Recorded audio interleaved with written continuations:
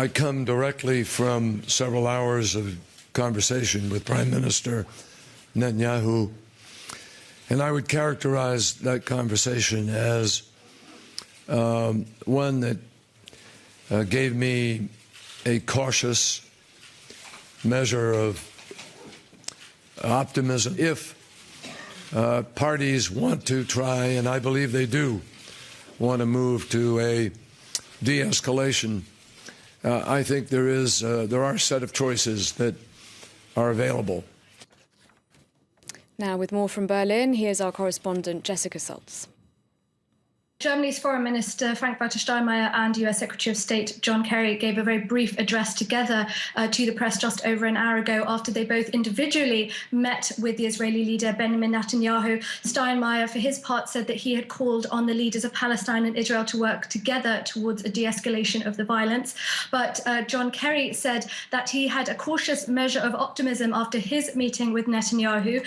He didn't go into detail, but he said that he felt there was something that could be put on the table when Kerry goes forward to meet Palestinian leader Mahmoud Abbas and also the Jordanian King Abdullah over the next couple of days. As I said, he was very vague. He didn't go into details, but he did say that there was an opportunity for a positive decision to be made, and he called on all of those responsible to work together to end this age-old conflict. So some small sparks of optimism there, but Kerry very cautious as well not to raise hopes too quickly.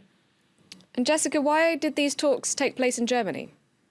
Well, Angela Merkel was actually meant to host Benjamin Netanyahu here in Berlin on October the 8th for a joint cabinet meeting that happens annually between the cabinets of Israel and Germany. But because of the violence in Israel, this was postponed until yesterday. However, this meeting yesterday between Merkel and Netanyahu, certainly by no means an afterthought.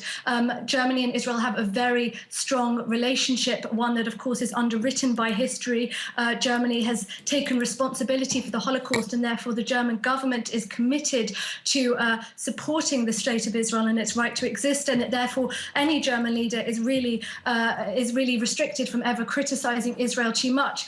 In fact, this year celebrates 50 years of very strong diplomatic ties between Germany and Israel. However, this doesn't mean that diplomatic ties can't be frayed sometimes. Of course, this history was brought up in recent days and certainly angered the Germans when Benjamin Netanyahu said that it was a former Palestinian Mufti leader who was responsible for the Holocaust. This was very strongly denied by Angela Merkel yesterday. So too, Angela Merkel has in recent days, but also over recent years, been quite critical of Benjamin Netanyahu's politics. Yesterday, she underlined that Germany was in favor of a two-state solution, and also said that Israel's continuing of building settlements in the West Bank was also blocking the road to peace. So frayed diplomatic ties between Israel and Germany, but stronger bonds that lie beneath.